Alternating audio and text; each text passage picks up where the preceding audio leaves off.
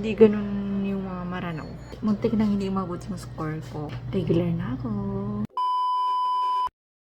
Assalamualaikum.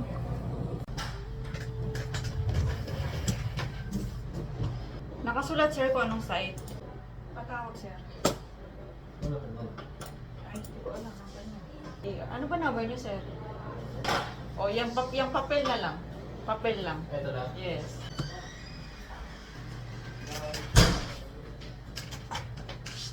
So, pinatawag ako kanina kasi nga, in-evaluate ako kasi nga, regular na ako.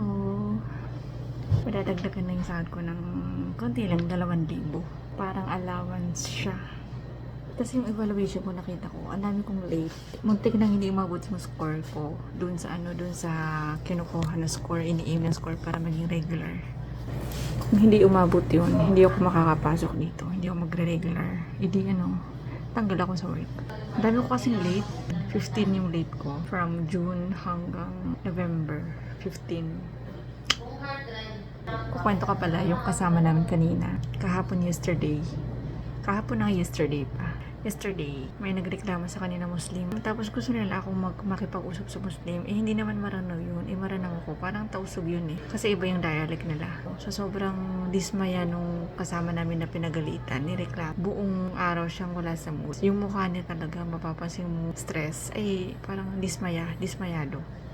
Tapos ang tapang pa ng pasyente, nagsama pa sila ng vice mayor. Yung vice mayor na yun yung nagreklamo. Feeling ko mayayaman yun eh. Feeling ko kung Maranaw yun, hindi yun magrereklamo ng ganun. Yung malakas yung boses, hindi. Hindi ganun yung mga Maranaw. Ewan ko kung anong lahi yun, o kung anong tribu. Tapos, nakita ko yung yung payslip ko, yung payroll. Magpa 5 months na ako dito sa work, pero ngayon ko lang nakita.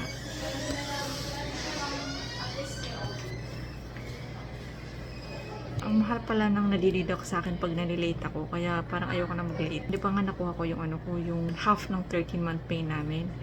So, binigyan ko yung mother ko ng pera. Kunti lang naman, pambili lang nila ng ulam. 2,000 lang. Kasi yung iba kasi, bibili ko ng ticket. Tapos yung iba, ibabayad ko sa utang sa ate ko. Kasi mautang pa ako sa kanya na 10,000. So, nag-iipon ako para mabayaran yun.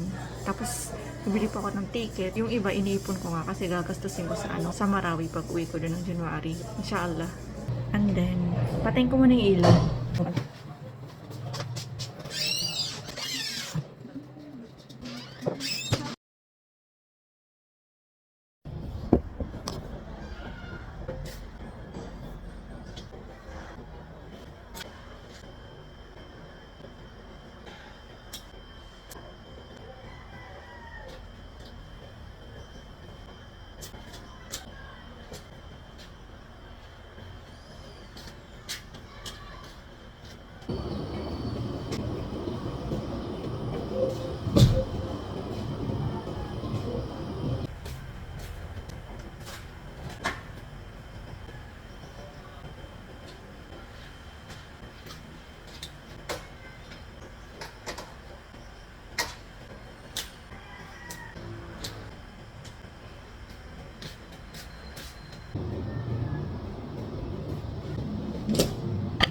Stand. Okay.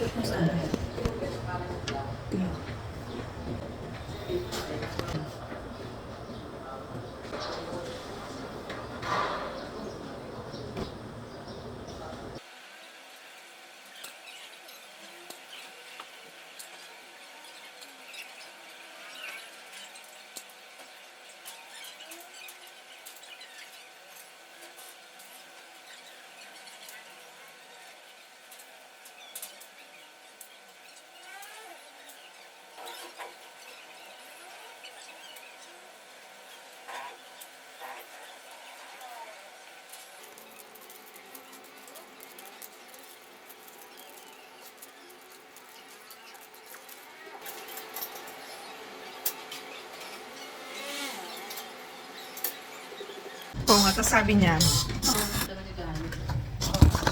yung kabaklas mo na dalawa, yung mga tao, dalawa, yung sila, dito tsaka yung babae. Ito? Meron ka baklas mo na? Sige lang muna lang. Madami sila dito eh. Pamitihan sila dito. Nakakalis ako dito. Kasi pagka ganun yung na-charge mo na sa una, syempre hindi mo naman palagi ka bang titingin sa ganun na audio. Kasi kami naman lagi na anak ko bakit? Oo, pag madami kang sinadjudge, yung mga papansin ko. Dapat papalitan nila yung sa ano. Ano na kasi, sa mismong request for nung pinacheck na lang. Kaya. Tama ba? Nagkakak ng tao. Nagagalit siya tumawag sa dito. Hindi na pwede mapalit na lang ng ano. Nagalit na siya, tumawag sa dito, tumawag sa dito. Ano yun? Ay, pero I'll give it and you're probably going to this way. Tumawag na siya. Tumawag lang siya kasi nung una kasi pumunta talaga siya dito. Sabi niya, sino nag-text ito? Pumunta siya kami. Nakatawag siya. Oo, balik ko wala. Alam mo, alam mo yung... Yung kanina. Ako yung Pero alam mo, akala siya naman mabait naman. Mabait naman, actually mabait siya. Mahigpit lang talaga siya sa mga pagkalan. Kasi akala niya lagi nang sinungaling. Kaya nga ayaw lumipat niya ano ba? Number. Kinukuha nga siya number. Ang ayaw niya lumipat kasi... Ma'am Jem, tuwing ano daw? Tuwing end of year, nag-leave siya 2 weeks ang sila. Uuwi. Marami nag siya ng matagal. Tapos sinapaya gusto siya. Mamaya hindi ko kaya. Ipan sa Christmas na daw. Mag-roll tayo tayo dito daw sa atin. Hindi, ano sila? O sino magduduty? Uwi? Mag-roll tayo kasi. Automatic na rabbit. Kasi kasi kahit Yung sila kasi ng pamilya. ako kasi pamilya ako. Yung kasi yung pamilya. Yung sa mga. Joke lang. Ama, bigla. Kaya ka sa mga Parang awkward kung ano. Hindi alam yan. Oo, di alam. Hindi alam mo yung mga sekto niya. Uwi sa kapag palang gravy eh. Bakit? Ha? Nagawa ng grade ko.